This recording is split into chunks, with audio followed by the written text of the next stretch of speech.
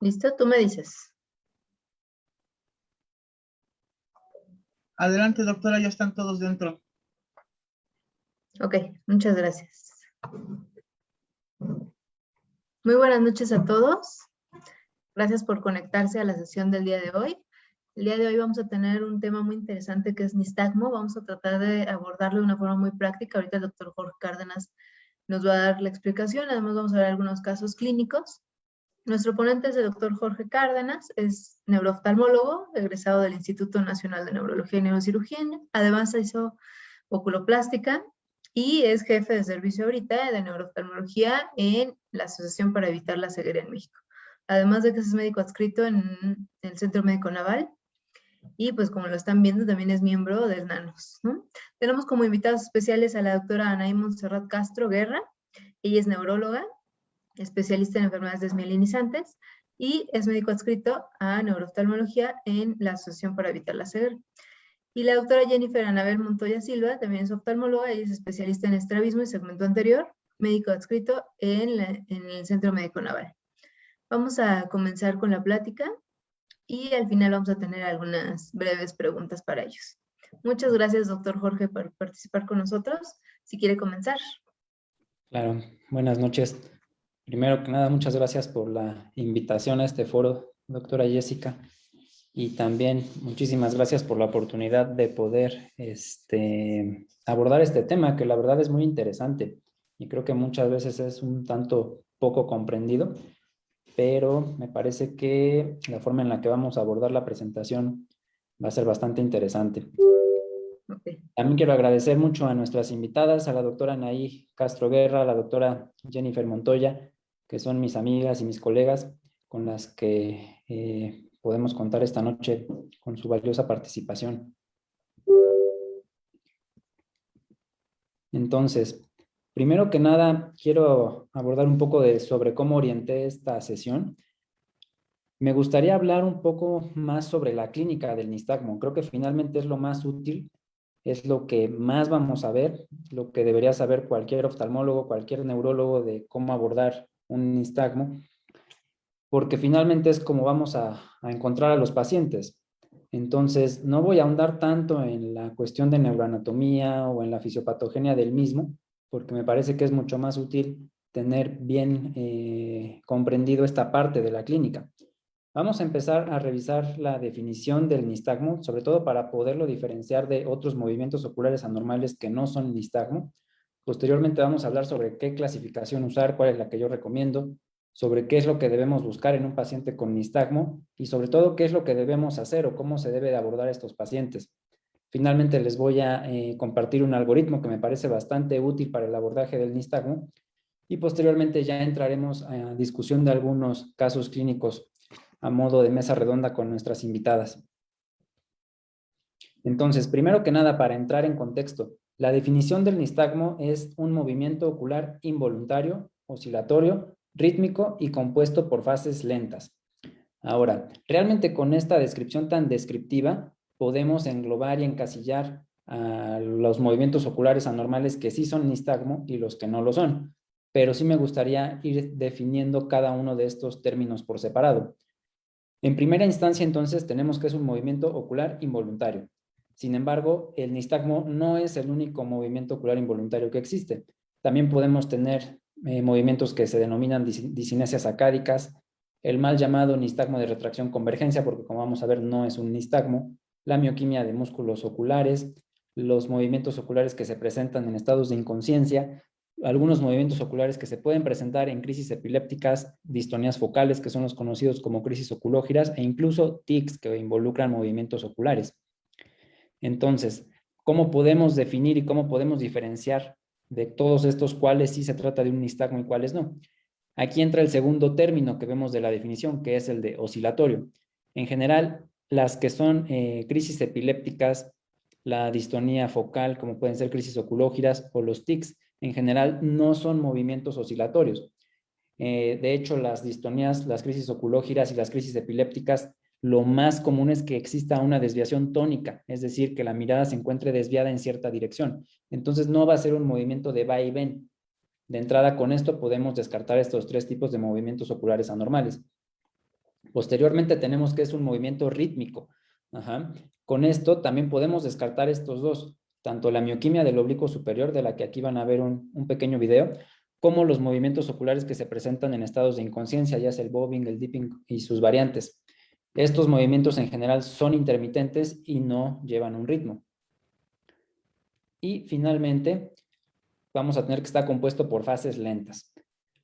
El nistagmo se puede componer tanto de fases lentas como de fase rápida y fase lenta, a diferencia de las discinesias sacádicas y del nistagmo de retracción convergencia, que están compuestos básicamente por fases rápidas.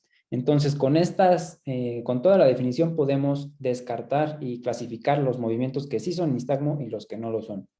Ahora, para esta última también quiero hacer un paréntesis para revisar a qué nos referimos con fases lentas, ¿no? Por ejemplo, este video es de una paciente con síndrome de Parinot que está mostrando el clásico nistagmo de retracción convergencia.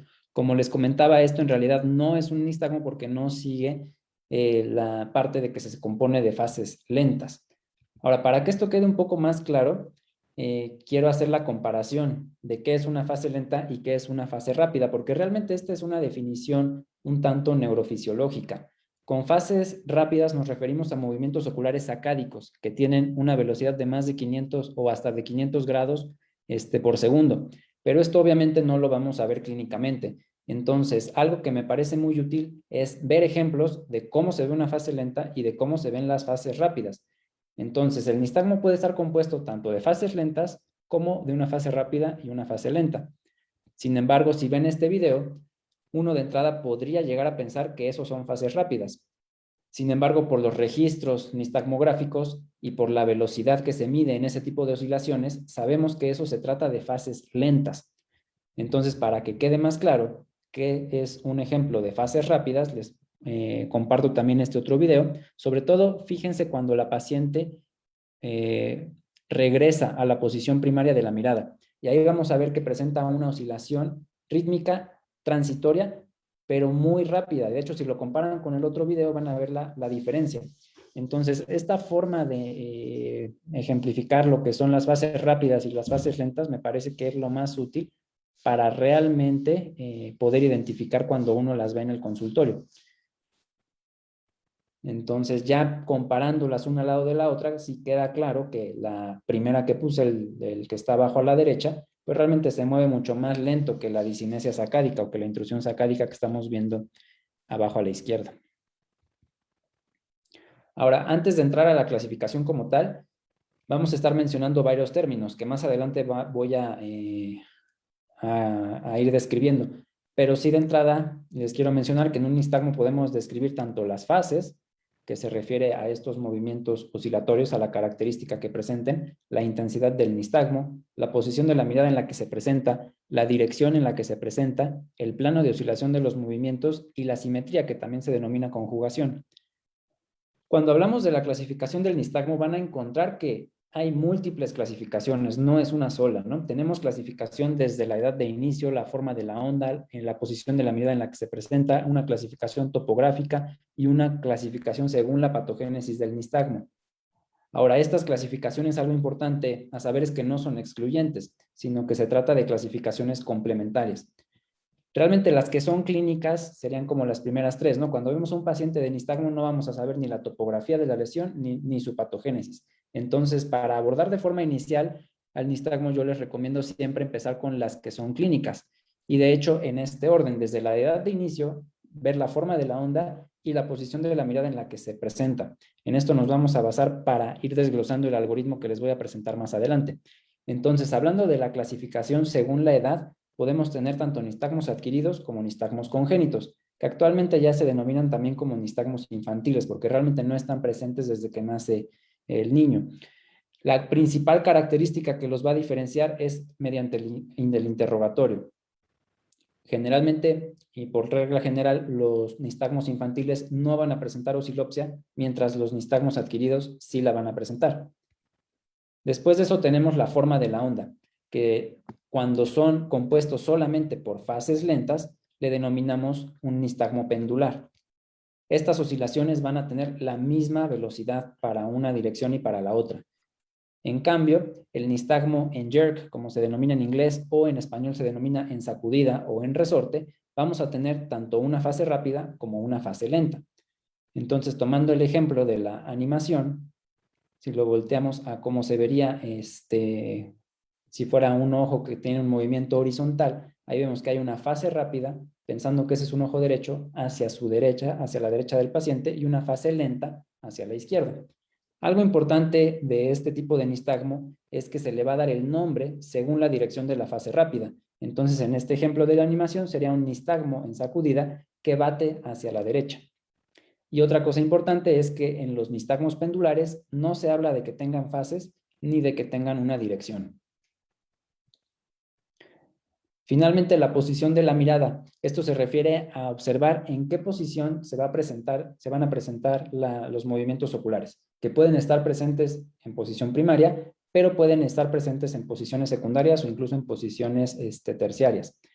Algo que se basa justamente en esta distinción es la ley de Alexander, que se refiere a que el nistagmo aumenta de intensidad cuando los ojos se dirigen en dirección de la fase rápida. También adelante vamos a ver algunos ejemplos de esto.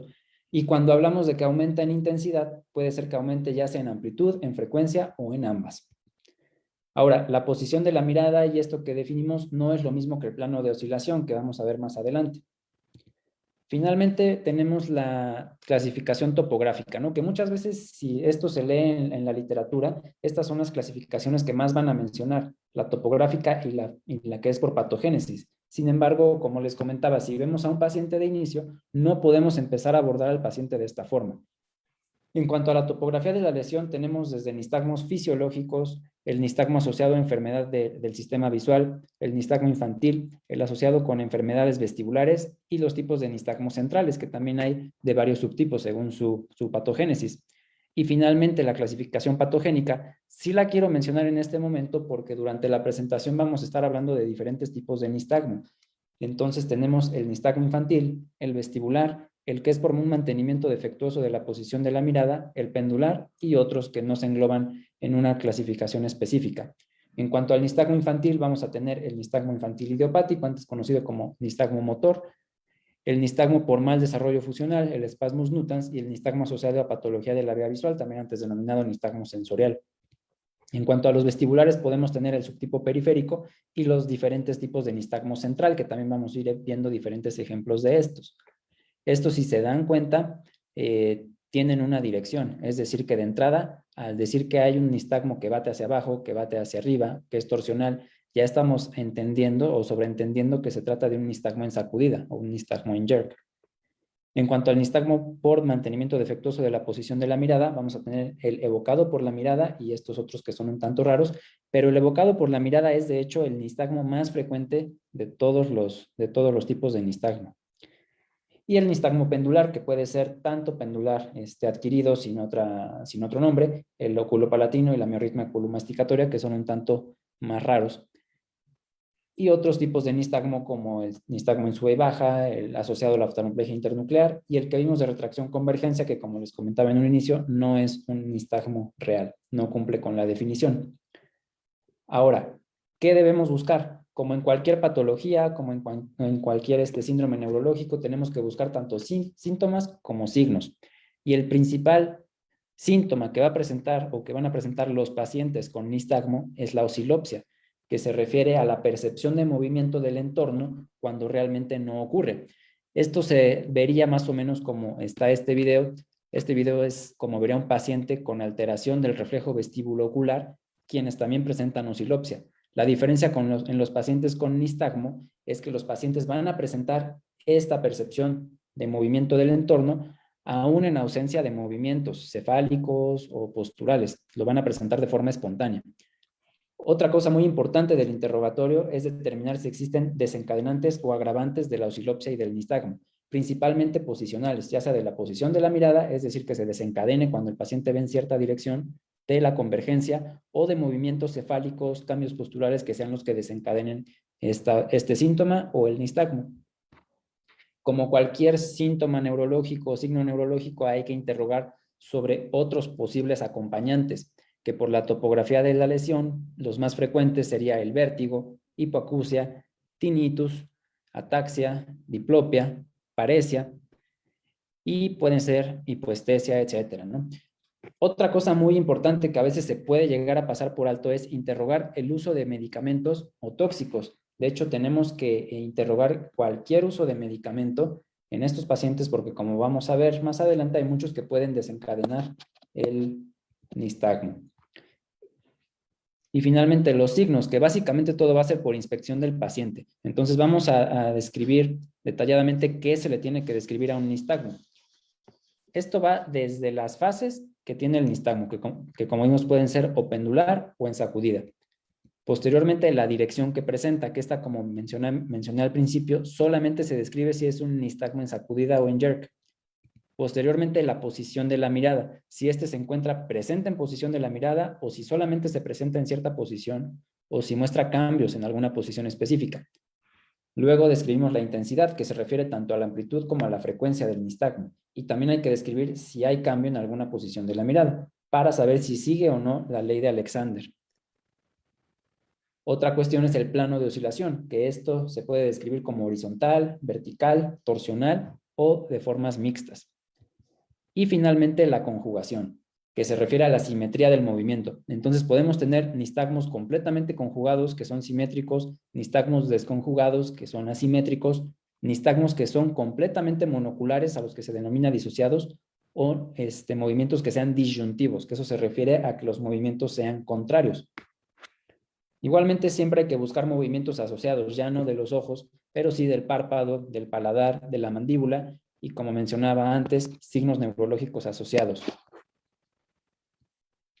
Este es el algoritmo que yo más les recomiendo utilizar porque es completamente clínico. Entonces nos podemos ir basando desde lo que vimos del interrogatorio, iniciando por la oscilopsia y siguiendo con todo lo que fuimos describiendo clínicamente del nistagmo para poder ir encasillando qué tipo de nistagmo es el que se está presentando. Entonces la primera pregunta en un nistagmo siempre es determinar si hay oscilopsia o si no la hay. Si no existe oscilopsia, lo más probable es que nos estemos encontrando con un nistagmo infantil. Y si sí la hay, lo siguiente es determinar si sí existe una fase lenta, porque si no la hay, tenemos que pensar más bien en algún tipo de disinesia sacádica. Y si existe la fase lenta, entonces ya determinamos qué tipo de nistagmo de qué tipo de nistagmo se puede tratar. Lo siguiente sería ver entonces si se encuentra presente en posición primaria de la mirada, porque si no está presente en posición primaria de la mirada, entonces lo más probable es que se trate de un nistagmo evocado por la mirada, que como les comentaba, es el tipo de nistagmo más frecuente. Si lo vemos en posición primaria de la mirada, entonces tenemos que preguntarnos si se trata de un movimiento conjugado o no. Y si no se trata de un movimiento conjugado, tenemos menos opciones. Generalmente los desconjugados, cuando vemos en adultos, son pendulares adquiridos. El disociado, el más común, es el de la oftalmoplegia internuclear. Y los disyuntivos realmente son raros, pero pueden ser por la miorritmia oculomasticatoria, que es un nistagmo disyuntivo horizontal, o el nistagmo en sube y baja, que también es un movimiento disyuntivo, pero vertical. Y finalmente el plano de oscilación, que puede ser horizontal, vertical o torsional. Aquí, como ven, podemos tener el nistagmo vestibular periférico en los horizontales o algunos otros tipos de nistagmo, como el periódico alternante, que ya es un vestibular central. En los verticales, que básicamente son estos dos que también son vestibulares centrales. Y como ven, en los dos tipos podemos tener el nistagmo pendular adquirido, más algunos que son más raros, ¿no? Y el nistagmo torsional, que el torsional puro también es un tipo de vestibular central, o otros tipos que también son más raros de encontrar. Ahora me gustaría compartirles algunos videos para ir viendo cada una de estas características del nistagmo. Primero que nada, las fases. Cuando hablamos de fase pendular, entonces podemos tener este tipo de oscilación, que estamos viendo una oscilación rítmica de vaivén de forma horizontal, incluso es horizontal cuando el paciente ve para arriba. Entonces, esto es lo más característico de un nistagmo congénito o de un nistagmo infantil, ya sea sensorial o ya sea motor, pero esta fase pendular generalmente la vemos en nistagmos infantiles. Este es otro video, ejemplo de un nistagmo que solamente se compone de fases lentas. Entonces, la fase lenta puede ser completamente horizontal, como en este caso, pero puede tener diferentes planos de oscilación. Finalmente, tenemos aquí un ejemplo de lo que es el nistagmo en jerk o en sacudida, en el que vemos claramente que hay una fase rápida y hay una fase lenta. La fase rápida en este caso se dirige a la izquierda del paciente, ¿no? Entonces, eso es lo siguiente que tenemos que determinar en el nistagmo. Entonces, en cuanto a la dirección, recordar que solamente lo describimos cuando es un nistagmo en jerk o en sacudida. Como dijimos, entonces bate hacia el lado izquierdo. Es en posición anatómica. Entonces, es como si describimos hacia qué lado del paciente es hacia el que está batiendo la fase rápida. Esto nada más es para ejemplificar. En un nistagmo con fases pendulares, como el que estamos viendo arriba a la derecha, realmente no podemos describir la dirección. Como tercer punto, entonces, es la posición de la mirada en la que se presenta el nistagmo. En este paciente estamos viendo que desde que está fijando al centro, hay un nistagmo evidente, que en este caso es horizontal y bate a la derecha. Podemos tener otros tipos de nistagmo, como en el segundo caso de abajo, en el que cuando ve de frente el paciente, no presenta ningún movimiento y una vez que ve hacia la derecha se desencadena el nistagmo horizontal que bate a la derecha y cuando ve a la izquierda vemos que va a cambiar de posición, de dirección, va a empezar a batir hacia la izquierda. Y algo muy importante de notar es los movimientos verticales, como en este caso cuando vea para arriba, en este momento van a ver que también presenta un nistagmo que cambia de dirección, ya está batiendo de forma vertical con la fase rápida hacia arriba. Es bien importante de diferenciar porque muchas veces se confunde con el nistagmo de mirada extrema fisiológica, que este video corto es lo que va a representar. En este solamente vemos movimientos en sacudida que también van a batir de forma horizontal a la derecha cuando el paciente ve a la derecha y a la izquierda cuando el paciente ve a la izquierda. Sin embargo, el nistagmo fisiológico de mirada extrema no va a mostrar ningún movimiento vertical cuando el paciente ve para arriba y en general son pocas batidas que se tienden a agotar al cabo de algunos segundos. En cuanto a la intensidad, entonces nos referimos a la amplitud y a la frecuencia del nistagmo. Es el producto de estas dos características. Entonces, en los nistagmos pendulares, como en este tipo que fue el primero que les mostré en un inicio, estamos viendo un movimiento de oscilación rítmico sin fases rápidas. Entonces, al hablar de que solamente hay fases lentas, se trata de un movimiento pendular. Ahora, muchas veces se puede observar solamente como este temblor del ojo, porque tiene una amplitud leve, pero una frecuencia alta. Entonces, realmente no es un movimiento tan notorio, ¿no? Muchas veces incluso yo les recomiendo que se revisen la lámpara de hendidura. Y por otro lado, podemos tener nistagmos más evidentes, como el de este paciente, en el que también es un nistagmo pendular, que si se fijan, en ocasiones alterna con algunas fases rápidas, en este caso dirigidas hacia la derecha, en sacudida, pero en general es un nistagmo pendular, con el plano de oscilación horizontal, de una amplitud moderada y de una frecuencia también moderada. Ahora, esto es algo muy característico, la cuestión de que se presenten o de que alterne tanto fases pendulares como fases en sacudida es algo que solo se presenta en el nistagmo infantil, igual ya sea en el sensorial, en el motor, pero solamente lo vemos en ese tipo de nistagmo. Igual siempre hay que describir si existe algún cambio de la intensidad, ya sea de la amplitud o de la frecuencia, y si vemos que aumenta esa intensidad, decimos que el nistagmo ya sigue la ley de Alexander. En este otro ejemplo, tenemos justamente eso. Cuando ve a la derecha, quiero que noten que el nistagmo prácticamente desaparece. Y cuando ve a la izquierda, aumenta de intensidad, pero aumenta de intensidad solamente a razón del aumento en la frecuencia del nistagmo. De hecho, la amplitud disminuye un poco. Se va a repetir el video para que observen que en posición primaria presenta cierta amplitud y frecuencia. Cuando ve a la derecha, vamos a repetirlo, cuando ve a la derecha es cuando prácticamente desaparece y cuando ve a la izquierda empieza a hacer un movimiento mucho más rápido. Entonces decimos que hay un aumento en su intensidad. Igual cuando ve para arriba van a ver que mantiene este plano de oscilación horizontal que también desaparece cuando ve hacia la derecha y arriba. Entonces, este nistagmo, que es un nistagmo horizontal en sacudida con dirección de la fase rápida hacia la izquierda, es lo característico de un nistagmo vestibular periférico. Ajá.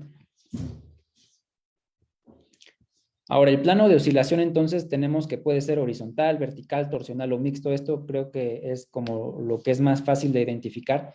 Sin embargo, cuando son torsionales, como en el de esta paciente, yo les recomiendo que siempre se fijen más en los vasos conjuntivales que en la córnea o que en el iris, porque realmente como es un movimiento torsional, no se observa cuando vemos solamente el iris o la córnea del paciente. Lo vamos a ver mucho más notorio cuando nos fijamos en los vasos conjuntivales. Y en esta paciente, por ejemplo, también podemos ver que hay un cambio en la intensidad del nistagmo según la posición de la mirada. Cuando es a la derecha es prácticamente igual que en posición primaria, pero aumenta mucho cuando ve hacia la izquierda. Finalmente, en cuanto a los movimientos, bueno, en cuanto al plano de oscilación, también quiero que vean que en ocasiones puede ser un nistagmo de muy poca amplitud y también poca frecuencia, como en el caso de este paciente. De hecho, lo puse un poco en cámara lenta porque el movimiento realmente es poco notorio. Vamos a volver a empezar con este, ¿no? Este paciente, de hecho, es un paciente de profesión abogado que tenía tanta oscilopsia que no le permitía ni siquiera leer. Entonces, aunque el movimiento sea tan diminuto o que parezca tan diminuto, puede llegar a tener una repercusión muy alta en las actividades del paciente. En este caso, por ejemplo, vemos un movimiento con fase lenta hacia arriba y con fase rápida hacia abajo, pero es de muy poca frecuencia. Se ve un poco más cuando el paciente ve hacia los lados. Sin embargo, también tiene un parpadeo compensatorio para tratar de evitar esa oscilopsia. Entonces, este nistagmo en sacudida con fase rápida hacia abajo es lo que se denomina como un nistagmo en downbeat.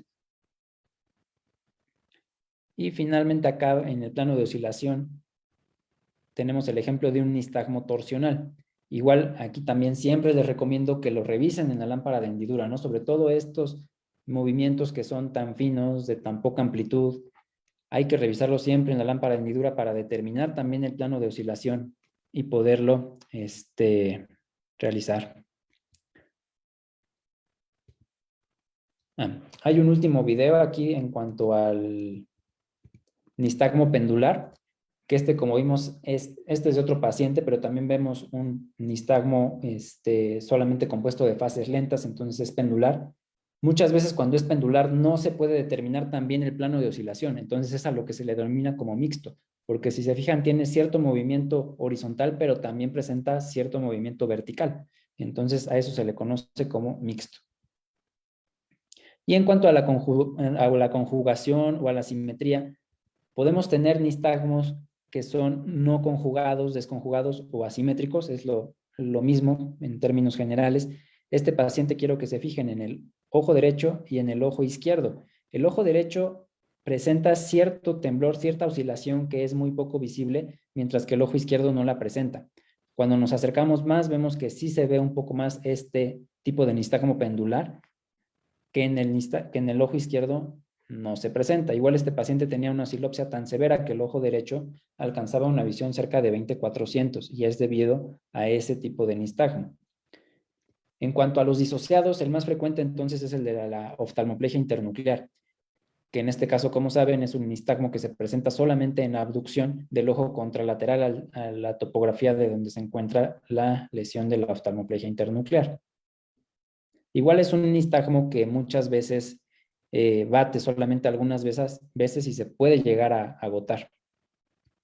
Y finalmente, el nistagmo disyuntivo, que como les comentaba, son movimientos contrarios de los ojos. Entonces puede ser tanto horizontal como en este caso, que los dos ojos hacen aducción y posteriormente abducción, o puede ser vertical, que mientras un ojo hace un movimiento hacia arriba, el otro lo hace hacia abajo, y a esto se le denomina un nistagmo en sube y baja.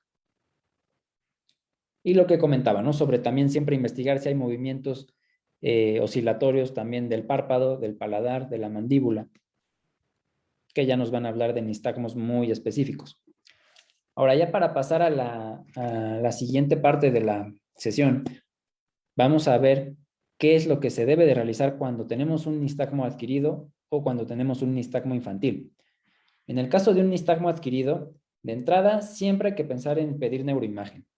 En cualquier paciente que presente osilopsia, ¿cómo vamos a determinar que es adquirido? Recuerden, lo más frecuente es si tiene osilopsia. Y casi por ley va a ser necesario pedir neuroimagen. No es en todos. El nistagmo vestibular periférico, antes de pedir neuroimagen, muchas veces es mejor hacer una referencia a otorrino o a otoneuro para que establezcan mejor el diagnóstico. El nistagmo vestibular periférico, en su mayoría o más frecuentemente, está asociado con enfermedades del órgano periférico, ya sea del laberinto, como un vértigo posicional paroxístico, una laberintitis, y menos frecuente con enfermedades del nervio vestibular. También generalmente para que se presente un nistagmo vestibular periférico es necesario que sea una lesión aguda, justamente como la del vértigo posicional paroxístico, una laberintitis, una enfermedad de Meniere. Y muchas veces cuando es algo crónico, progresivo, que pudiera estar lesionando el nervio vestibular, se tiende a compensar a nivel central la aferencia que viene de cada lado y en ocasiones ni siquiera se ve un nistagmo o ni siquiera tienen vértigo esos pacientes. Entonces, por mucho, siempre hay que enviar primero a valoración por otorrino u otoneuro a estos pacientes. Y cualquier otro tipo de nistagmo que no sea el vestibular periférico, que sea adquirido, requiere neuroimagen. Ahora, ¿qué estudio de neuroimagen? Esto es bien importante. En realidad, por el tipo de lesiones que provocan los nistagmos, no es suficiente con una tomografía. De entrada necesitamos una resonancia magnética de encéfalo simple y contrastada, por el tipo de etiologías que pueden provocar el nistagmo. ¿Y qué topografía o hacia dónde se tiene que orientar el estudio de resonancia magnética? Aquí, para no entrar en detalle sobre cada nistagmo adquirido va a tener su localización específica, pero todos van a ser a nivel de la fosa posterior. Entonces, realmente con que se conozca esto, que el estudio necesario es una resonancia magnética y la topografía es en la fosa posterior, es suficiente para indicar el estudio inicial. Claro que, como les comentaba, cada nistagmo va a tener su topografía o al cerebelo o a cierta porción del bulbo raquídeo o a la unión diencéfalo-mesencefálica o a alguna porción del puente, pero en general todas las lesiones están localizadas en la fosa posterior. Esa es otra razón para que el estudio inicial sea una resonancia magnética. Generalmente la tomografía no tiene buena resolución a nivel de la fosa posterior. Otra cosa importante es que no todo nistagmo adquirido va a tener hallazgos en la neuroimagen. Esto va a depender de la etiología. Si se trata de una cuestión desmielinizante, isquémica o compresiva, muy seguramente con la resonancia magnética vamos a tener ya el diagnóstico etiológico. Pero también existen causas tóxicas, metabólicas, infecciosas o genéticas y hereditarias que pueden provocar un nistagmo adquirido. Ahora, en cuanto a qué hacer con un nistagmo infantil, lo primero es descartar patología aferente. Como seguramente todos han visto, pacientes con cataratas congénitas, pacientes con opacidades corneales congénitas, pacientes con distrofias de retina o con enfermedades congénitas del nervio óptico van a presentar este tipo de nistagmo antes denominado sensorial o nistagmo asociado a enfermedad de la vía visual. Ahora, este nistagmo va a ser el más frecuente que vamos a ver en niños. Entonces, realmente lo primero es descartar una patología aferente, hacer una revisión oftalmológica completa, que incluso si no se encuentra nada, va a ser necesario pedir estudios de electroretinograma antes que pedir, o de electrofisiología antes que pedir un estudio de resonancia magnética. De hecho, el 20% de los nistagmos que se presentan en niños van a ser del tipo adquirido, pero el resto van a ser nistagmos infantiles. Y de ese resto, más de la mitad, hay series que manejan el 50%, pero puede ser hasta el 90%, van a ser secundarios a patología de la vía visual. Entonces, antes que pedir un estudio de neuroimagen, hay que revisar bien al paciente oftalmológicamente, y antes que pedir también neuroimagen, si no se encuentra nada oftalmológicamente, si el nervio óptico se ve bien, hay que pedir estudios para descartar una distrofia de retina. También puede ser que observen que hay alguna alteración a nivel del nervio óptico, y en ese caso sí va a estar indicada la neuroimagen, pero no para evaluar el nistagmo, no para encontrar qué está causando el nistagmo, sino para ver qué problema hay con el nervio óptico, porque si es un niño con atrofia óptica, entonces necesitamos descartar otras causas de atrofia óptica, desde compresivas o cualquiera de las etiologías que puedan ocasionar atrofia óptica, y si es una hipoplasia del nervio óptico, también necesitamos el estudio de neuroimagen, pero para descartar las alteraciones que están asociadas a esta hipoplasia. Algo también bien importante es que un lactante o un preescolar como les comentaba, hasta en un 20%, se puede tratar de un nistagmo adquirido. ¿Y cómo vamos a determinar eso?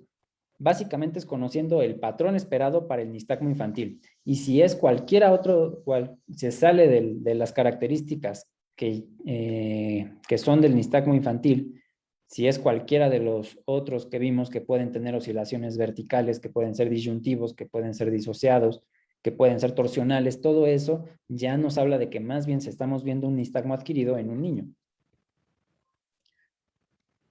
Entonces ya vamos casi a terminar esta parte para entrar a la mesa redonda. Solamente quiero hacer nuevamente un recordatorio sobre el algoritmo para iniciar a evaluar el nistagmo. Lo primero entonces es determinar si hay oscilopsia, seguido de ver si existen fases lentas, posteriormente ver si está presente en la posición primaria o solamente en posiciones excéntricas, determinar si se mueven o no los ojos de forma simétrica, el plano de oscilación y si hay cambios o signos adicionales, ya sea que cambie con el tiempo, que esté presente en otros momentos no, que haya parálisis de la mirada o que haya signos neurológicos asociados.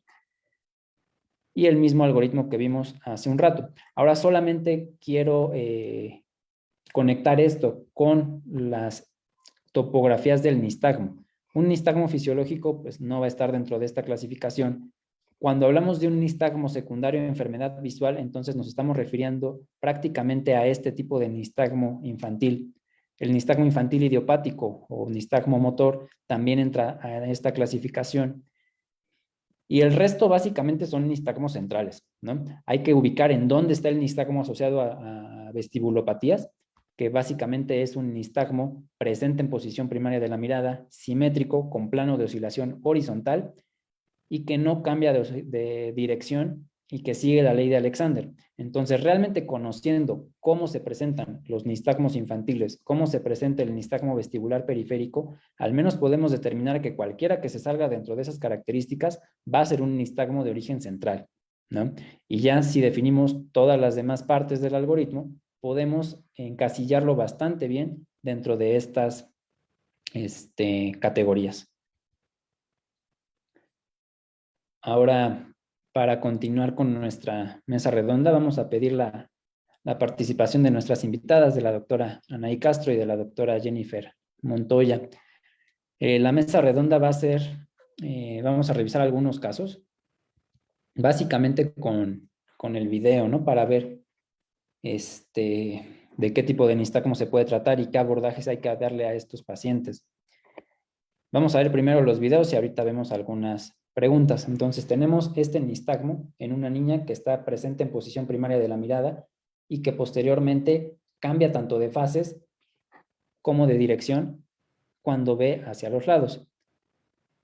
De hecho, en posición primaria de la mirada y cuando ve para arriba vemos que tiene fases pendulares y cuando ve hacia los lados podemos observar que cambia a tener una fase en sacudida, que cuando ve a la derecha, bate hacia la derecha y que cuando ve a la izquierda, bate hacia la izquierda. Entonces tenemos un nistagmo que está alternando tanto fases pendulares como fase en sacudida. Y no solamente eso, también cuando ve a la derecha, cambia de dirección y bate a la derecha y cuando ve a la izquierda, cambia de dirección y bate a la izquierda. Cuando ve para arriba y cuando ve para abajo, se mantienen las fases pendulares sin una dirección. Y el segundo caso es también de un chico, de un niño de 4 años, en donde estamos viendo una oscilación, también en sacudida, porque presenta tanto fase rápida como fase lenta, pero en este caso es un nistagmo en sacudida. Igualmente vemos cómo se modifica cuando se revisan las diferentes posiciones de la cabeza. Cuando ve hacia abajo disminuyó un poco de intensidad y cuando ve para arriba aumenta un poco en intensidad. Igualmente, cuando lo revisamos viendo a la derecha y a la izquierda, vemos que se mantiene oscilando en un plano vertical con la fase rápida hacia arriba. Entonces, para empezar, doctora Castro, ¿en alguno de estos niños usted consideraría realizar de entrada un estudio de resonancia magnética? Bueno, considerando el video que vimos del niño que tenía uno predominantemente hacia la fase hacia arriba, vertical, pues eso nos indica más que pudiera tener una etiología vertical. Entonces ahí valdría la pena realizar un estudio de neuroimagen. De acuerdo. Entonces sería en el segundo video, ¿no? En el del niño que tiene el nistagmo vertical. Y doctora Montoya, en la otra paciente, ¿consideraría necesario en algún momento solicitar el estudio de neuroimagen? ¿O cuál sería el abordaje inicial para esta otra paciente? Sí, pues obviamente además del cuadro clínico, las preguntas que tienes ahí, sobre todo la primera en cuanto a la sintomatología, el hecho de que seguramente esta paciente no presenta oscilopsia es un dato que nos ayuda mucho al diagnóstico de que sea un nistagmo idiopático infantil. Entonces no pediría estudio de imagen. De acuerdo, de acuerdo. Parece que entonces sí toda la clínica de este nistagmo pues va más encaminada hacia un infantil idiopático, pero igual habría que ver que no sea sensorial, ¿no? Por alguna afección visual. Ahora, algo importante, por ejemplo, en este niño, en edad preescolar, muy probablemente no va a describir la oscilopsia, ¿no? De hecho, la oscilopsia es un signo, un síntoma bastante difícil de describir. Es muy raro que un paciente llegue diciendo que ve que el entorno tiembla o que el entorno se mueve, ¿no? Lo más frecuente es que describan que ven borroso. Y ya solamente con el interrogatorio es que nos damos cuenta de que el síntoma es la oscilopsia.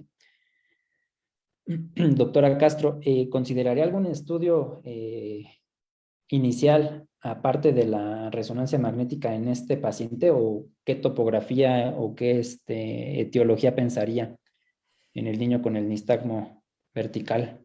Pues tratándose de un nistagmo en upbeat, bueno, como bien dijimos, nos vamos a ubicar en la fosa posterior y específicamente en el upbeat se asocia más hacia la región del tronco, más que ubicarnos más hacia el cerebelo, en la unión potobulbar, en la unión mesencefálica. Y pues sí, inicialmente tendríamos que realizar el estudio de imagen para descartar sobre todo algún tipo de malformación, alguna lesión tumoral, sí, y también, tratándose de un niño, pues habría que hacer el interrogatorio de si podría ser raro, pero no, en esta edad pues no se descarta que el paciente tenga epilepsia, que esté tomando algún tipo de fármaco que pudiera condicionar. Pero inicialmente pues sería un estudio de imagen y de ahí ya continuaríamos el abordaje. De acuerdo, sí, muy bien.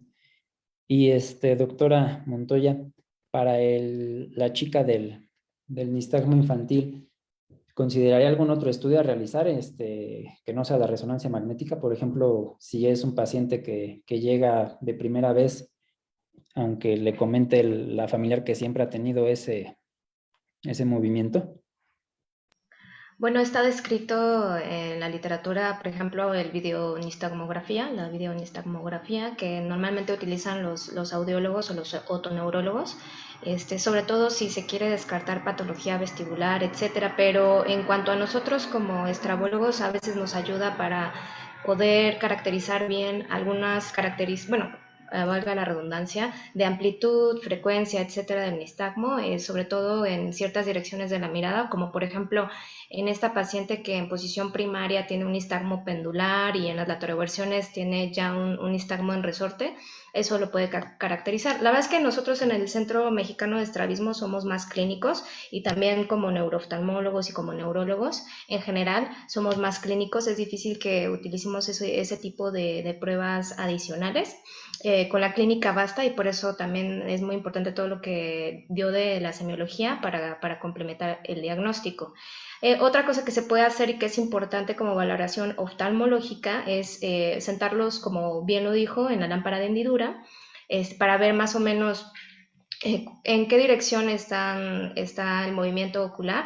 Incluso hacer el fondo de ojo, si nosotros tenemos algún estudio como el Visucam, etcétera, alguna cámara de fondo de ojo, también nos ayuda a ver este tipo de movimientos. Muy bien. ¿Tendrían algún comentario adicional sobre los casos de estos pacientes? Si no, para pasar al siguiente. Entonces, ahora vamos a ver unos ejemplos también de pacientes adultos, ahora en este caso. En este primero, entonces, tenemos permítanme tantito.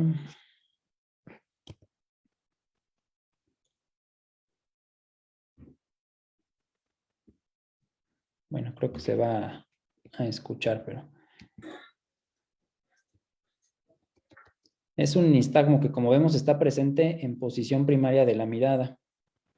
Tiene fase rápida y tiene fase lenta.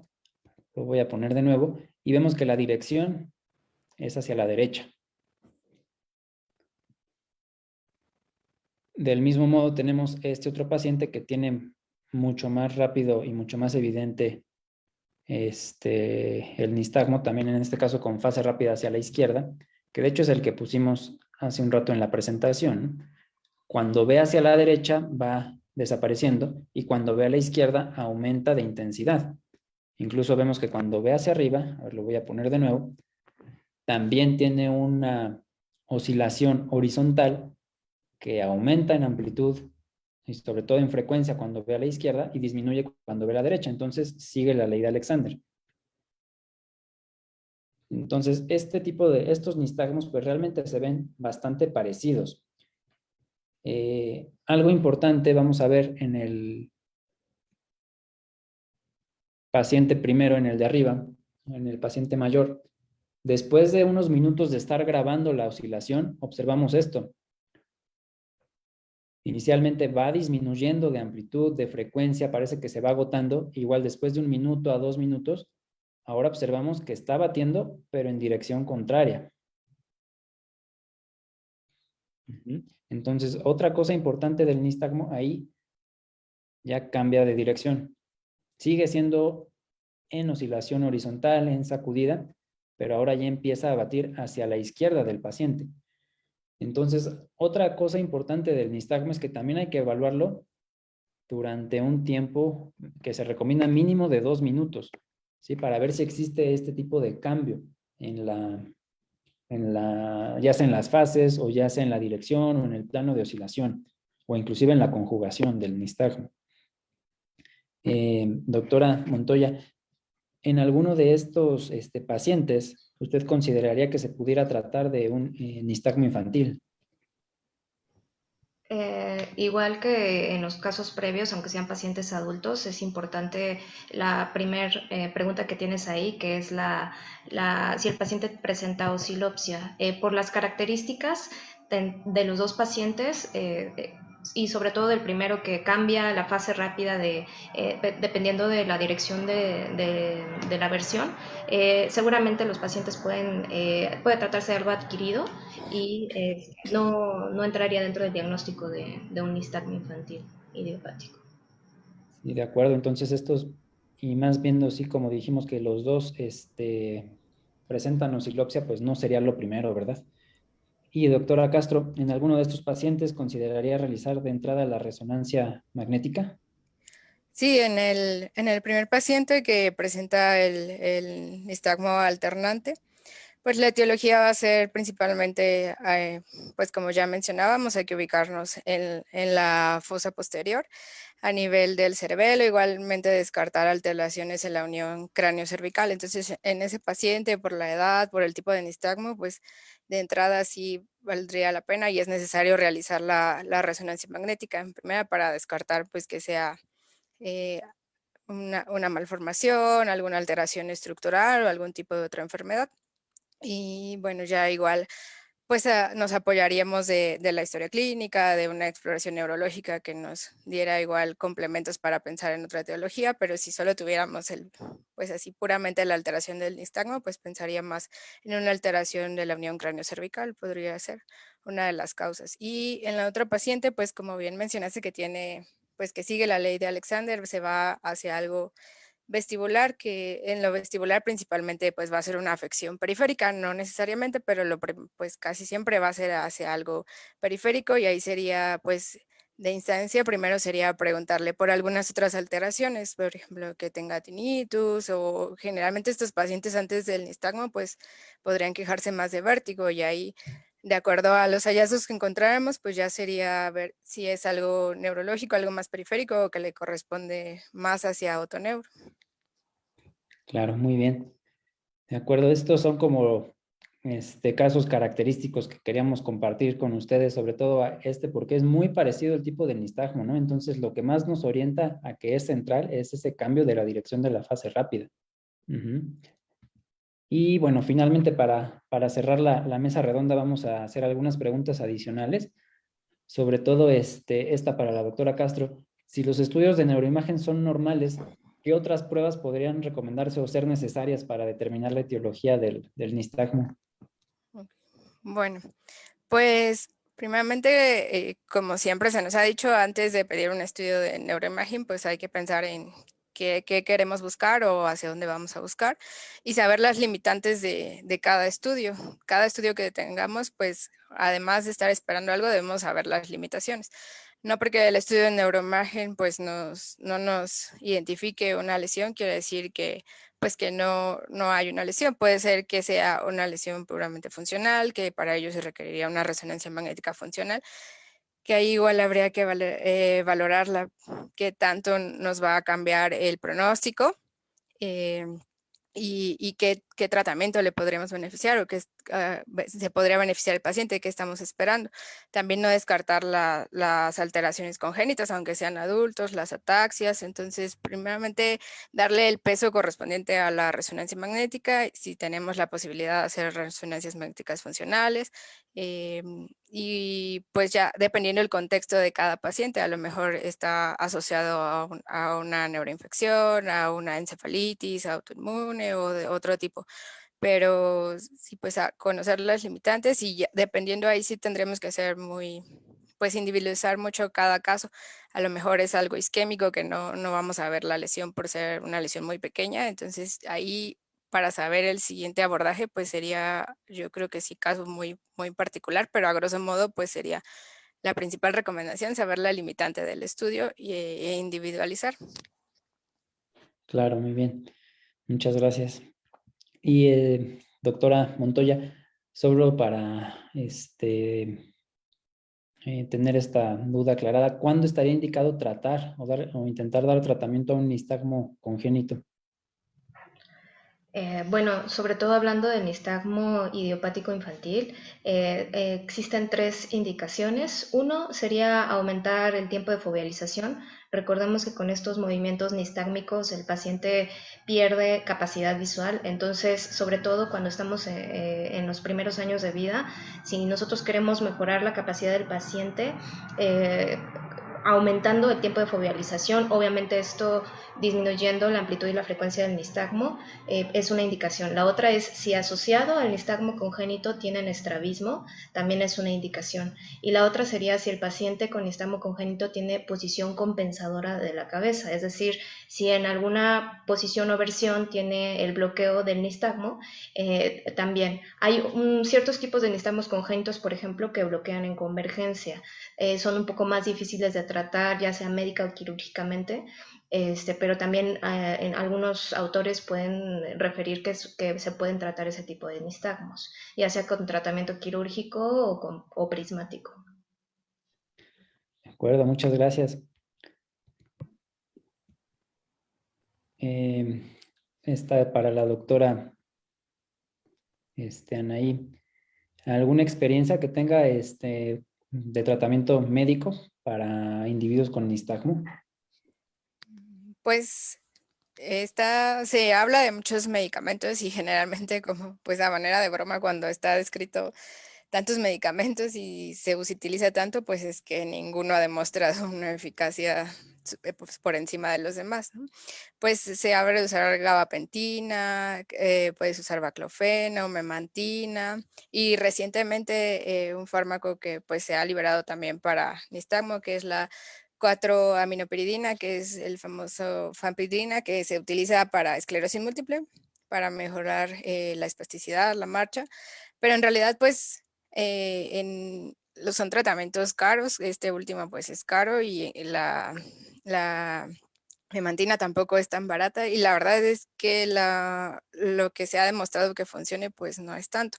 Habría que valorar igualmente cada caso, hacer un tratamiento escalonado, ir viendo dosis respuesta y también pues hacer conscientes a los pacientes de que pues cada uno de estos medicamentos tiene sus efectos secundarios y algunos de ellos prefieren o no son tan compatibles con sus actividades los efectos secundarios y pues ahí valorar qué es lo que les resulta mejor, si los efectos secundarios del medicamento, si sienten alguna mejoría o realmente no, pero sería en específico con los que hemos utilizado, como pues estuve o he estado más en institución y pues no hay tanta, realmente una mejoría tan significativa, pero pues siempre hay que intentar el uso y ver con cada paciente a ver si mejora. Claro, considero que se les puede ofrecer y sobre todo, como dice, la expectativa, ¿no? Porque de un inicio no hay ninguno que se haya visto que funcione como para abolir el nistagmo como tal, ¿no? Y también es un tanto difícil de poder medir la respuesta, ¿no? Muchas veces es solamente subjetivo, pero el principal objetivo sería pues mejorar la agudeza visual y la capacidad visual de estos pacientes, ¿no? Entonces sí hay muchas clases de medicamentos que se han descrito para nistagmos en específico, por ejemplo el baclofeno para el periódico alternante o el downbeat para el downbeat, la fampridina, como dijo, pero en general pues sí, ninguno se ha visto que tenga una respuesta completa. Y finalmente, doctora Montoya, en su experiencia con cirugía de músculos extraoculares, ¿qué opciones hay para el tratamiento de nistagmo? Pues bueno, existen varias técnicas para el tratamiento del nistagmo e incluso antes de llegar a lo quirúrgico está descrito, por ejemplo, el uso de lente de contacto por, digamos, la estimulación en la propiocepción del nervio trigémino a nivel corneal que disminuye, bueno, de acuerdo a algunos reportes, tanto la amplitud como la frecuencia en algunos pacientes. Lente de contacto rígido, sobre todo, no tanto el blando. Por ejemplo, los inhibidores de anidrasa carbónica también están reportados. También, como te decía hace rato, el uso prismático, pero ese, la verdad es que normalmente como en ocasiones el paciente tiene posiciones compensadoras de gran amplitud, o bueno, en cuanto a grados y en cuanto a cantidad de la posición compensadora de la cabeza es muy importante, entonces a veces la corrección prismática no es tan efectiva. Y en cuanto a los músculos extraoculares, está escrito para nistagmo congénito, de acuerdo a las indicaciones que comenté hace rato, varios tratamientos, los que conocemos ya desde hace muchísimos años, descritos por Ketzenbaum, por Anderson, que es la retroinserción de los músculos. En el caso de Anderson, él hace retroinserción de 2 músculos horizontales, Ketzenbaum lo hace reforzamiento de 2 músculos, y debilitamiento de otros 2 músculos. Está escrito también la de Parks, que es como la de Ketzenbaum, pero mide dependiendo del ojo fijador. Y del oso que al principio hizo algunos estudios en un perro, y después de ver que hacía una tenotomía con una reinserción de ese músculo, es decir, cortaba el tendón de los músculos horizontales y después los reinsertaba en su mismo sitio, hacía como que ese efecto que en ocasiones logramos con la toxina botulínica, que es como con la toxina botulínica es como una quimiodenervación, entonces esto es como una denervación mecánica, lo que hacía del oso, y con eso también ya hay muchas publicaciones que ayuda para que disminuya la amplitud y la frecuencia en los niños con nistagmo. Pero bueno, eso es algo invasivo, entonces muchas veces también la otra alternativa es justo como menciono, el uso de toxina botulínica. Lo que se hace o lo que podemos hacer o plantear son 2.5 unidades en cada recto horizontal. Siempre recordar que los rectos mediales van a responder más a la toxina botulínica, entonces se puede ir midiendo, porque muchas veces si hacemos alguna intervención simétrica tanto en los mediales como en los laterales, podemos generar una desviación consecutiva, ¿no? Entonces, pero la verdad es que la cirugía es algo que sí les ayuda al paciente después de que está operado, ya sea si tuvo una posición compensadora de la cabeza previa o si no tenía posición compensadora pero tenía un nistagmo importante en posición primaria de la mirada. El hecho de haber hecho la tenotomía y volver a colocar los músculos donde estaban, o en el caso de la cirugía cuando se hace un debilitamiento, cuando tienen posición compensadora de la cabeza, sí disminuye después de hacer estos procedimientos, mejoran la capacidad visual. y mejoran, bueno, el paciente objetivamente se refiere mejor. De acuerdo, muchas gracias.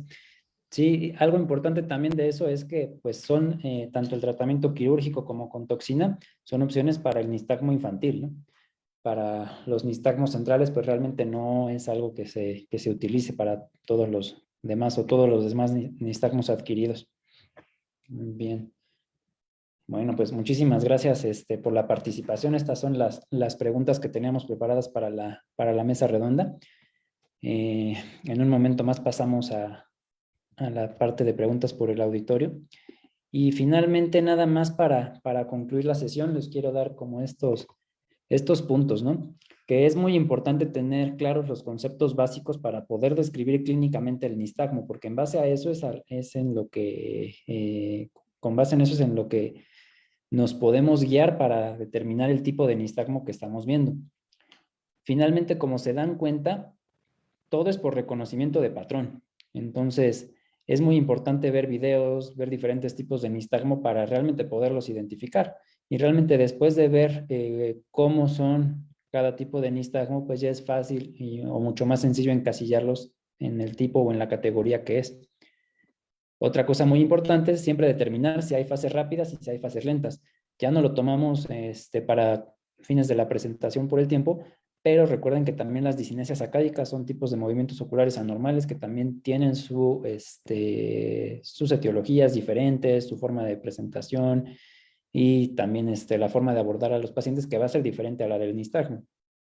Y algunos puntos clave, ¿no? Que considero siempre observar por mínimo 2 minutos al paciente, tanto en la posición primaria como en todas las posiciones cardinales y secundarias. Notar el efecto que tiene ocluir el ojo, notar qué efecto tiene quitar la fijación también, porque eso va a modificar, se va a modificar según el tipo de nistagmo. Y siempre obsérvenlos con magnificación, ¿no? Nosotros pues tenemos muy a la mano la lámpara de hendidura. Siempre sienten al paciente en la lámpara de hendidura para observar también cómo se comporta la oscilación cuando la vemos con magnificación, tanto en posición primaria como en las demás posiciones. También los otorrinos utilizan mucho los lentes de Fresnel, que también es un tipo de magnificación, que realmente son lentes positivos con los que observan más grande cada ojo y también son muy útiles, pero nosotros tenemos muy a la mano la lámpara de hendidura, entonces es magnífica para poder observar esto. Y pues muchas gracias, esperemos que les sirva para poder evaluar a sus pacientes con nistagmo.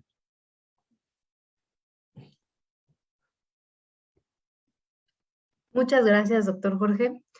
Doctora Anabel, doctora Anaí, la verdad es que fue una magnífica presentación. Yo creo que a todos nos quedó muy claro los videos. Esta parte del nistagmo con videos siempre es mucho más práctica, como lo pusieron. Vamos a comenzar con algunas preguntas. A mí me gustaría que, si es posible, doctor Jorge, podamos retomar un poquito mencionaron varias veces el síntoma cardinal, que es la oscilopsia. Es súper importante en el paciente, ¿no? Pero de una forma más práctica, ¿o cómo lo podrías abordar en el paciente? O sea, el paciente definitivamente, como ya lo mencionaste, no sabe que eso es una oscilopsia. Se puede confundir con mareo, con vértigo. Entonces, ¿cómo le preguntas cómo es esta parte del interrogatorio con la oscilopsia? Sí, Para creo que que nos quede súper claro. eso muchas veces va justamente de cómo se hace el interrogatorio, ¿no? De hecho, pues nunca va a llegar un paciente diciendo que tiene eso, ¿no? Yo siempre lo incluyo dentro del interrogatorio general, ¿no? Aunque no tengan eso, pero sí preguntar si en algún momento lo han presentado y preguntar específicamente si sienten o han notado que en algún momento algún objeto que están viendo se mueve cuando ellos saben que no se está moviendo, ¿no? O que tiembla ese objeto cuando ellos saben que no hay ningún movimiento. Esa es como la forma que más me ha funcionado para poder identificar a los pacientes con oscilopsia. Si tienen un paciente con nistagmo, pues ya también va a ser de ley, ¿no? Que hay que preguntar eso. Pero yo también lo incluyo en cualquier paciente, sobre todo para saber el antecedente, si en algún momento lo han percibido. Porque muchas veces sí lo refieren como visión borrosa y ya cuando uno les hace la descripción de si lo que ven es como que tiemblan las cosas o como que se mueve el entorno, ya dicen, ah, sí, en alguna ocasión también me pasó de esa forma. Y en otras ocasiones, cuando es poco el movimiento, pues realmente no te dicen que tiemblen las cosas, solamente que ven borroso. Sobre todo en los nistagmos que son de baja amplitud, pero de muy alta frecuencia, en los pendulares, no alcanzan a identificar que es oscilopsia, ¿no? No alcanzan a ver ese movimiento del entorno. Entonces, realmente, pues en ese caso se queda como visión borrosa. Ahí lo importante es ver en qué posición presentan esa visión borrosa y si eso concuerda con la posición en la que estamos viendo el nistagmo, ¿no? Hay muchos pacientes en los que, sobre todo los que siguen la ley de Alexander, que van a decir, yo veo borroso, pero solo cuando veo a la derecha. Y uno evalúa al paciente y entonces estás comparando y estás viendo que concuerda que cuando ve a la derecha es cuando empeora el nistagmo, cuando aumenta de intensidad. Entonces eso pues también es importante. Claro, sí, muchas gracias, porque creo que a todos nos ha pasado que hasta, digo, desde que empezamos a valorar la cartilla, a veces el paciente te dice, sí la veo, pero la veo que se mueve, ¿no? Y desde ahí, bueno, son datos que nos puede empezar a dar el paciente. Para los doctores, si en algún momento se ayudan, digo, ya comentaron que en el fondo de ojo también, cuando son muy, muy leves, el nistagmo también a nivel de la mácula, ustedes ven el movimiento.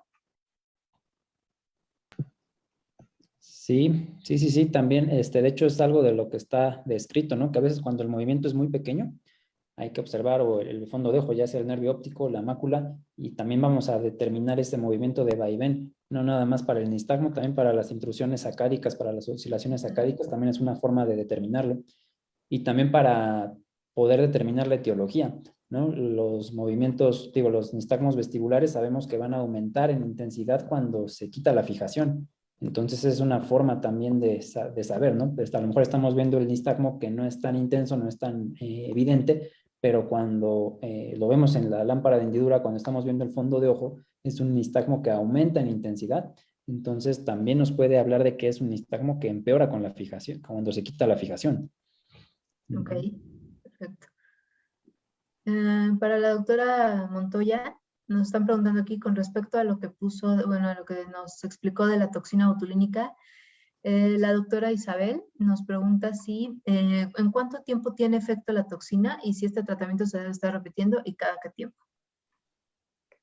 Realmente en cuanto al efecto de la toxina, la función y el tiempo es exactamente igual que si lo pusiéramos, por ejemplo, en un estrabismo paralítico, etcétera, ¿no? O sea, vamos a empezar a ver el efecto después de unos 3, 4 días y nos puede durar entre 4 a 6 meses. Es difícil que solamente colocando en una ocasión toxina botulínica el efecto permanezca más de ese tiempo, o sea, efectivamente habría que estarlo colocando. La verdad es que no hay tanta experiencia en la mayoría de los que estamos en el Centro Mexicano de Estrabismo, son pocos los que hacen esto en los nistagmos congénitos, pero sí existe evidencia de que ayuda al tiempo de fovealización, sobre todo en los niños en los que queremos mejorar la capacidad visual. Ok, con respecto a esto, la doctora Camargo, bueno, nos dice que durante cuánto tiempo se puede mantener el uso de la toxina botulínica. O sea, lo que ella está refiriendo es que si se puede mantener por años el tratamiento con toxina.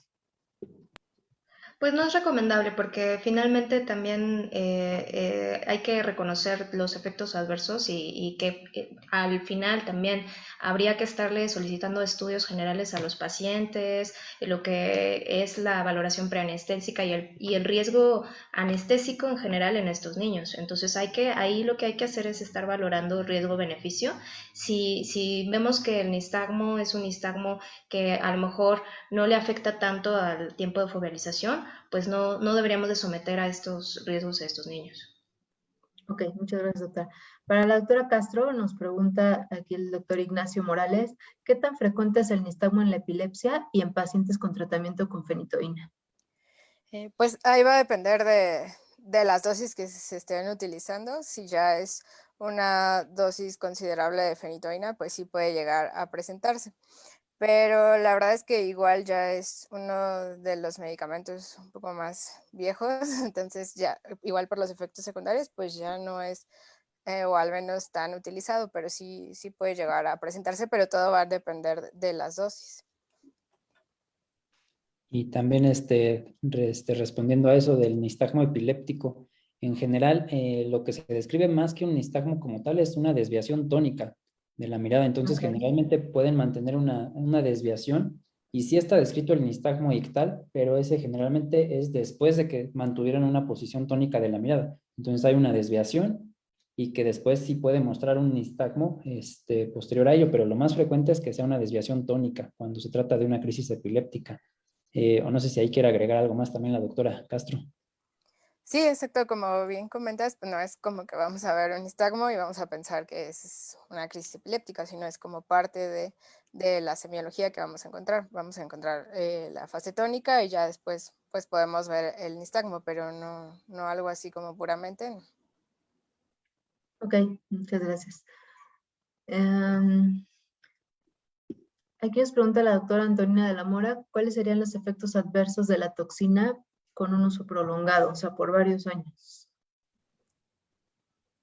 No, o sea, no está descrito que haya alguna alteración como tal de las fibras musculares. O sea, lo que hay que saber son los efectos adversos que conocemos como cuando tratamos el estrabismo paralítico, que pues es, por ejemplo, la difusión de la toxina al elevador del párpado superior y que eso nos genera una tosis, que las tosis sabemos que en estos niños pueden ser peligrosas porque si ya de por sí el niño tenía una ambliopía nistágmica, una ambliopía lumínica, como decía el doctor Romero Apis, si por ejemplo tenía un albinismo oculocutáneo, etcétera, y les generamos una tosis, pues esto puede ser una tosis que genera una ambliopía exanopsia y obviamente va a sacrificar la visión. Entonces, pues la tosis que haya un estrabismo secundario, es decir, que si el niño no tenía una desviación, un estrabismo asociado, lo tenga. Y básicamente eso, pero en cuanto a en sí las fibras musculares de los músculos extraoculares, no está descrito, no habría problema, solamente habría que esperar a que pase el efecto de la toxina. Ok, muchas gracias, doctora. Doctor Cárdenas, ¿cuál sería el momento, o sea, que usted nos pueda orientar más o menos, que para pedir la nistagmografía, para mandarlo ya a un servicio de otoneuro o que nos ayuden a valorarlo? Pues creo que si se trata de un nistagmo vestibular periférico, siempre está indicado que lo valore otorrino y otoneuro, ¿no? Si se trata de un nistagmo central, pues realmente hay que empezar la evaluación para ver justamente la etiología del daño, ¿no? Pero si es vestibular periférico, yo considero que primero lo deben de evaluar en la consulta y ya también ellos determinar si requieren la electronistagmografía, ¿no? Como comentaba la doctora Montoya, realmente lo que evalúa la electronistagmografía es lo mismo que nosotros evaluamos en la clínica, ¿no? Nos mide de los movimientos de seguimiento la ganancia que tienen estos a diferentes velocidades, si existen dismetrías, alteraciones en la latencia o en la velocidad de los movimientos acádicos, que eso lo vemos clínicamente. Y ya lo que utilizan mucho los otoneuros o los otorrinos, pues es sobre todo para las pruebas calóricas y para determinar específicamente si hay alguna patología de algún canal semicircular en particular, todo eso, que son los que lo manejan mucho mejor, ¿no? Ya para determinar bien la causa del nistagmo en este caso y del vértigo, ¿no? Ok, doctor. Nos pide el doctor Francisco Olvera si podrían puntualizar las características del nistagmo infantil. Claro. Entonces, el nistagmo infantil en general es un nistagmo que va a combinar tanto fases pendulares como fases en sacudida, ¿no? Entonces, puede ser que en cierta posición sea pendular y que cambia de fases a una fase en sacudida en algunas otras posiciones, o incluso en posición primaria puede estar en ocasiones siendo pendular y en ocasiones siendo en sacudida. Eso es como la principal característica, ¿no? Que alterne fases, tanto pendulares como en sacudida. Realmente el resto de los nistagmos no hacen eso. La otra importante es que el plano de oscilación, la gran mayoría son horizontales. Y cuando ve para arriba o para abajo el paciente, siguen siendo horizontales. Aunque sea pendular o aunque sea en sacudida, va a ser horizontal el plano de oscilación. Y la tercera muy importante es que cuando hay fase en sacudida, generalmente también cambia de dirección según sea la posición de la mirada. Entonces, si el paciente ve a la derecha, va a ser un nistagmo en sacudida que bate a la derecha, y cuando ve a la izquierda es un nistagmo en sacudida que bate a la izquierda. Ajá. Y cuando ve hacia arriba también es horizontal, Igualmente, si ve hacia arriba y a la derecha, va a batir a la derecha, y si ve hacia arriba y a la izquierda, pero mantiene el plano de oscilación horizontal. Entonces, básicamente son esas tres las que yo considero más importantes, que alterne fases, que cambie de dirección y que se mantenga horizontal. Hay otras, ¿no? Como que es un tipo de nistagmo que empeora con la fijación visual. Entonces, si le pedimos al paciente que nos lea algo, que vea algo de cerca, va a empeorar la intensidad del nistagmo. Y generalmente también se ha descrito que empeora como en momentos de estrés del paciente. Muchas veces el que esté en el consultorio y que lo estemos revisando también hace que eso sea más evidente el nistagmo. Lo otro es que muestra periodos de foveación, ¿no? Que es que en algunos momentos deja de hacer el nistagmo, que por eso se cree que es que estos pacientes a veces tienen buena agudeza visual. Y la final, que hay un punto nulo o un punto de bloqueo, como comentaba la doctora Montoya, ¿no? Que eso, si lo presenta, generalmente se asocia a una posición compensadora de la cabeza. No sé si la doctora Montoya quiere agregar algo sobre esas características. Pues por ejemplo el síndrome de bloqueo de nistagmo, que son pacientes que tienen endotropia porque es la posición en la cual ellos no presentan el nistagmo. Y hay otros tipos de nistagmos congénitos, por ejemplo, asociados a endotropias congénitas, como es el nistagmo latente, que es el famoso nistagmo de oclusión, o el latente manifiesto, que es un paciente que tiene un nistagmo todo el tiempo, pero en el momento de la oclusión aumenta el nistagmo, que serían otro tipo de nistagmos congénitos. Gracias, doctora. Tenemos una pregunta del doctor Martín Quijano. Sí, el uso de la levodopa y la carbidopa sigue vigente. Para nistagmo, pues la verdad es que hay una larga lista de todo lo que se ha intentado: levodopa, carbidopa, trexifenidilo, tetrabenazina, o sea, todo aquello que intervenga en las vías motoras, pues se ha utilizado y está descrito, pero en realidad, ya que haya demostrado un beneficio, un cambio considerable, pues no hay ningún fármaco que lo haya demostrado. O sea, se pueden intentar, pero no hay, pero ya dependerá de la respuesta que tenga cada paciente. Gracias, Sí, doctora. sí, sobre eso, como dice, hay muchísimos fármacos. No está dentro de los que estén como en los más recientes cuando se busca la literatura. Muchos ya están descritos que funcionan para cierto tipo de nistagmo en particular. De hecho, no es como que todos funcionen para cualquier tipo de nistagmo o se haya descrito así, pero no es la de Levodopa, tampoco es de los que más recientemente se haya descrito. Ok. Y hablando del tratamiento, me parece que la doctora Montoya ya lo mencionó, pero si nos pudiera puntualizar nuevamente en qué momento se propone el tratamiento quirúrgico. Son tres las indicaciones principales. Uno, que sería para aumentar los momentos de fovealización, es decir, si el paciente, por ejemplo, no tiene posición compensadora de la cabeza o su zona de bloqueo está en posición primaria de la mirada, o tiene un nistagmo pendular que no genera, por ejemplo, alguna posición compensadora, se puede hacer la técnica del oso, que es tenotomía con la reinserción de los músculos en su sitio.